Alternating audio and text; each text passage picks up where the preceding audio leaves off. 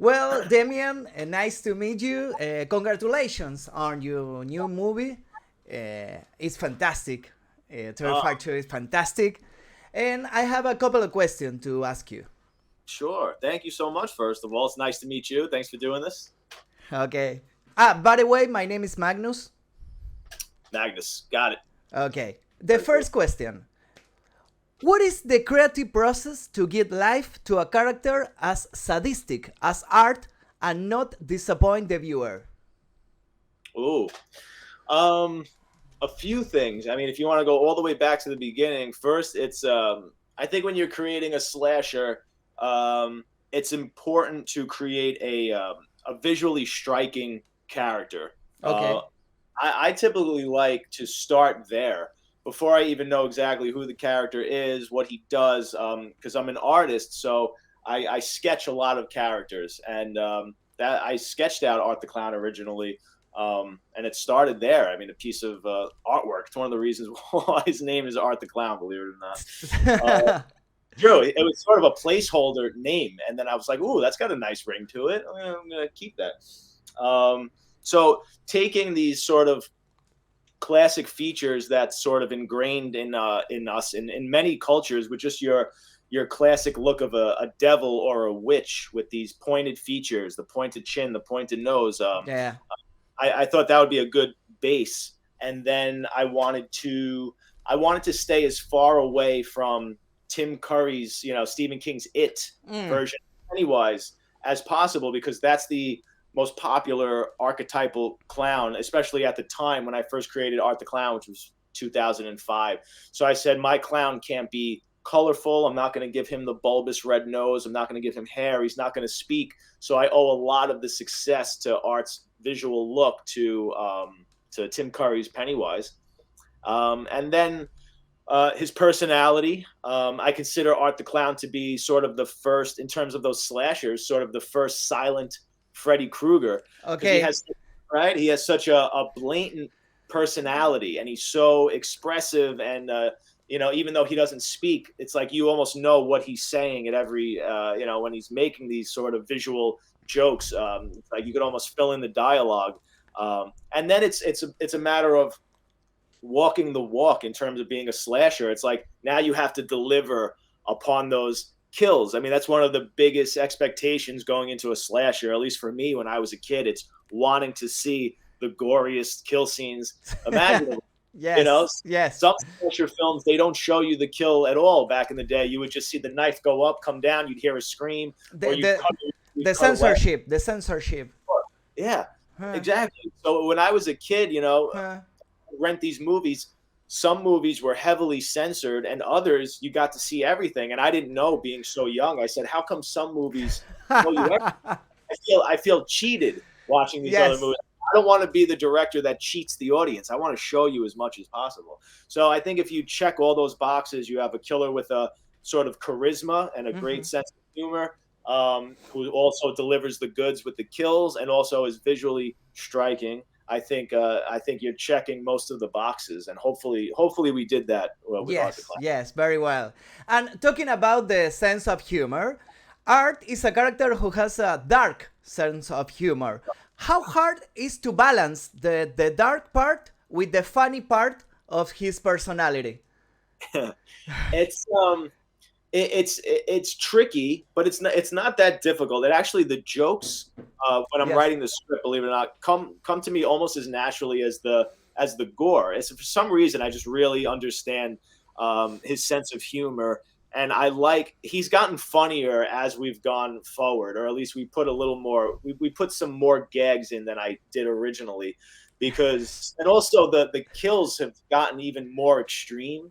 So I don't want the movie to have this overall sort of bleak tone where everybody leaves feeling miserable. I want it to be a fun experience at the end of the day. So I like having Art sort of wink at the audience after these kill scenes, get them laughing again after they've had such a horrible experience watching a character get graphically taken apart. It's nice to bring the audience back and have them laugh and remind them that it's a movie. Mm-hmm. But having said that, the trickiest thing is making sure we don't go too far into that area of making art a goofy character where he Yes. loses the sense of dread. Or at the end of the day, he should be scary over being funny and goofy. And that's something I always tell David. It's something I'm always conscious of, that he has to be terrifying and sadistic above all else at the end of the day. Yes, yes. Yeah. Talking about Freddy or Jason, if Art the Clown has to share a screen with another great villain, which one would you rather it to be with, and why? It would be Freddy Krueger. Yes, Because, yes. because yeah, like I said, I think that I love how animated Freddy is and how intelligent, and he has a very distinct personality and a dark sense of humor. And I think the two of them would play off each other so well. And I think Freddy could give a voice to Art in some instances, and you could almost imagine the two of them having a conversation. Even though Art isn't speaking, I think Freddy would fill in for both of them, and I would love to see them either team up or do battle. I think either way would be fantastic. Hey, great idea. Art and Freddy again. I don't know. Jason with Michael Myers maybe. Oh, like a battle royale. Yes, like celebrity deathmatch. I'm all for it. Yes, yes. Yeah. And talking about cinema, between 2010 and 2020, we live in an era of sub-horror with movies like the Warren saga, like Annabelle, like The Nun. Do you think that the popularity of Terrifier 2 is due to a public need to see gore terror with violence again? Are we facing a new era of slash and gore?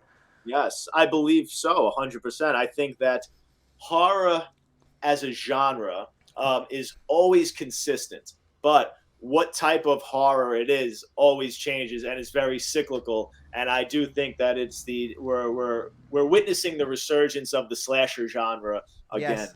For sure, because that's what happens. People get tired, things get stale. It goes in one direction, and then we just milk the hell out of that subgenre, and then we need to go back into something else. And yeah, I think there's a need for some really visceral gore right now that we haven't experienced in a while.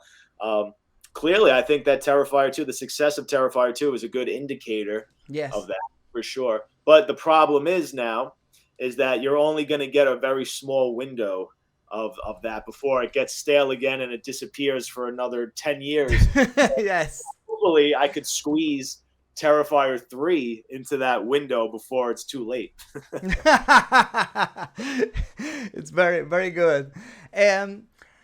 Talking about Pennywise, I suppose you know the director Andy Muschietti. He's from Argentina, like me. And I think his path is similar to yours. He did a horror short, it went viral, and then came success with Mama and It #1, It #2, and now he's directing Flash for DC. Yep, amazing. If that happened to you after the success of Terrifier 2, would you be interested in directing something with a huge budget for Marvel of DC? Oh, absolutely, absolutely. Yeah. I love those movies, and I love superheroes. So I would totally be into that. Who wouldn't want to take a crack at a Marvel film? That's a once in a lifetime opportunity, and hopefully, it's different to work within the studio system because it's a machine, and you're basically, you only have so much creative freedom, I would assume, and you can only put so much of your stamp, your signature on one of those products. So it would be interesting to see how much you can. How much of your own personality you can inject into one of those films. I would love to take a crack at it for sure. But I'm sure I would lean more toward the darker subject matter, or just the darker heroes. I'd much rather create take my crack at a Batman. Yes. So to speak. Yes. One of the lighter characters. Okay. Yeah. Maybe Morbius #2. Yeah. Exactly. I guess we are going to have Terrifier number 3 or 4. How to surpass yourself in gore and intensity to keep the public hype? How to satisfy the public once you already touch the limits and then ask you for more gore, more violence, more blood? I know it's like almost like we're setting ourselves up for failure because I keep saying we have to hit such a specific bullseye with Terrifier 3 where it's like we need to reach those heights and surpass them or just like step over the line just like by that much. But if you go too far over the line, you fall into a category of extreme distaste or that's very off-putting. And then, like I said before, the audience will feel we might alienate a lot of people and, they'll leave the movie feeling kind of bleak and grim as opposed to, oh, that was fun. That was like, like we want to be there, but then we also don't want to fall short of those expectations where they say, oh, they didn't come anywhere even close to the bedroom kill or the hacksaw scene from part 1. So we have to hit a really specific bullseye, I feel. And, I'm going to try my best. Every day I'm thinking, where do we go? How do we surpass that scene? So I'm conscious of it. I'm aware. We certainly won't let them down. It will always be a very gory, insane movie, but it is hard to meet the expectations of those big kill scenes that get people talking. So I will always try. I will always try my best. The question number 7, you talk about this, but I want to ask you this. Are the clown is black and white, and which causes a great contrast when splattered with blood? Yes. Was that on purpose? Why is he a monochrome clown in total contrast with every other clown out there? Well, that's the reason, because all of your killer clowns up until that point have been so colorful. Yes. And I wanted to just do something completely different. Yeah. And then the first short film I ever made with Art the Clown, he's only in the first sort of 3-4 minutes, and there's no blood. He's not even a slasher yet. He's he's very, very creepy. He kind of terrorizes this woman who's alone in a train station, and then he winds up just injecting her with a needle. And she passes out, and then she wakes up chained underground with this cult of demons and stuff, and Art the Clown's out of it. So I didn't even have him. He wasn't even a slasher yet, and he wasn't even covered in blood. It wasn't until I made the next short film that I turned him into a slasher, and then I started really putting blood on him, and I started loving the monochrome look. But then seeing him get progressively bloodier and bloodier, and it was a stark contrast. I love it so much, and I love seeing him gradually get bloodier and bloodier as the movies go. That's what gave birth to the laundromat scene in Terrifier 2, where he actually starts off by washing his clothes, because I wanted him to be clean again, and then progressively bloody as the movie goes on, because it just goes to show, I mean, how violent he is and how many people he's killed. He literally wears it on his suit like a badge of honor, almost like a chef that you could tell he's been in the kitchen for so long. Or, like a surgeon back in the day when, before you knew anything about, when they would actually, the more blood they had on their aprons, it meant that they were more qualified and that they'd have more surgeries under their belt, which was insane. It was so disgusting. And I don't know. I like working that all into it. Yes, it works very well. I can see a great collection of movies behind you. Oh, yes. Can we talk about your favorite movies, your favorite directors? Oh my gosh, so many. Literally. I can imagine. So many. I mean, in terms of just like straight horror filmmakers, it's like the usual suspects. It's George Romero, Wes Craven, John Carpenter, Dario Argento, Tobe Hooper. I love all those guys. Of course. David Cronenberg, David Lynch. I'm so inspired by all those guys on so many levels.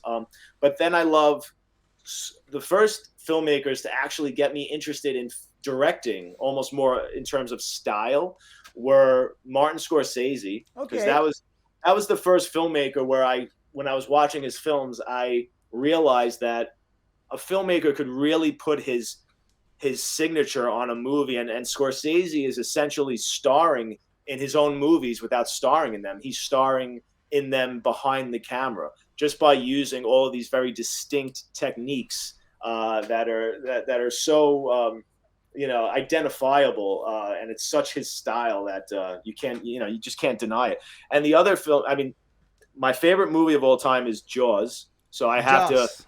Jaws. So I Yes. have to, I have a love for Spielberg, and I love Stanley Kubrick. And the other filmmaker that I really love is Quentin Tarantino. Yes, of course. All right, who doesn't love Tarantino? And when I was about 12, that was the time Pulp Fiction came out, and it was also coincidentally the time where I was really getting into filmmaking, and I realized I want to be a filmmaker. And that movie inspired every filmmaker on the planet. I mean, even filmmakers who had been making films for 20 years. I mean, that like changed the trajectory. And he's still the only filmmaker that I must go and see whatever he makes in the movie theaters. The only one who, ever since Pulp Fiction, I've seen from Jackie Brown on in the movie theaters. It's almost like an event. So Tarantino. Yeah. Tarantino, of course, of course. And what do you think about Ed Wood? I got a T-shirt of Plan 9 from from outer space. Of him, have only seen a handful of actual Ed Wood movies. I actually put Plan 9 from Outer Space in Terrifier 2 at the end. Chris Jericho's watching it on his computer. But I am even more a fan of the movie Ed Wood by Tim Burton. Yes, great movie. Great movie. My top two Tim Burton movies. It's yes. It's actually top three. It's Pee-wee's Big Adventure, Beetlejuice, and Ed Wood. Those are my top. Of course. I got the last question. Aren't you afraid that clowns decide to take revenge for the bad reputation you give them in your movies? There you have a good idea for the last movie in the Terrifier saga. Like, I don't know, like Nightmare number 7, Wes Craven appears in the movie like himself. You can appear in Terrifier 7 like Damien Leone.